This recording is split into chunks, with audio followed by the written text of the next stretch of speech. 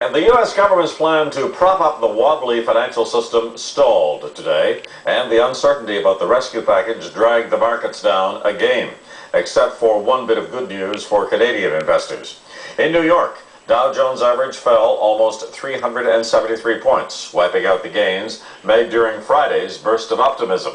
The Toronto Market Index was down about 275 points, but it was the reverse for oil prices. They made their biggest one-day surge ever, up nearly 16% to over $120 a barrel.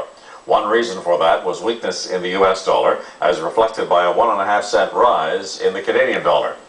So what's holding up the bailout? It's Washington politics. The Bush administration wants immediate approval from the U.S. Congress to spend $700 billion of the taxpayers' money to buy up the mortgage debt that led to the crisis in the first place.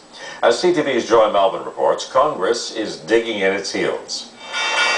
It's up, it's down. Why, it's enough to make your head spin. We erased all of the gains on Friday. Markets on edge as the battle of the bailout plays out on Capitol Hill. Bailout after bailout is not a strategy. After being told Congress had to pass a $700 billion rescue plan to buy a bad mortgage debt crippling banks or face financial Armageddon, this is something that has to work. American lawmakers are saying, slow down a minute. Secretary Paulson gets the key to the Treasury. He's going to start off by borrowing $700 billion in the name of the American people, maybe more later.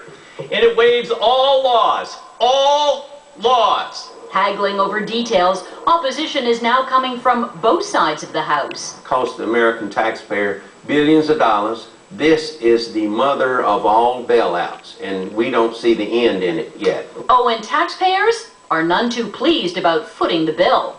No, I do not like the idea that it's my taxpayer money. I work really, really hard. You're expecting us taxpayers to bail out Wall Street? It's not just bailing out the banks. Congress says, what about the folks back home? It's going to be like Congress wants more oversight on the bailout package, and Democrats are insisting on added protections for taxpayers and help for Americans facing foreclosure, the loss of their homes. Insulated by wealth and power. A master of the universe. Oh, and no golden handshakes for those masters of the universe, those CEOs who made profit from the bailout.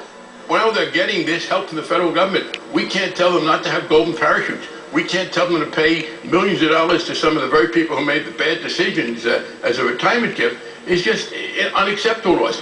And while the markets slide, the president urged fast passage of the bill, saying the whole world is watching. And late tonight, Republicans and Democrats are working out the details of a deal that they hope to get to a vote by the end of the week. Lloyd? Joy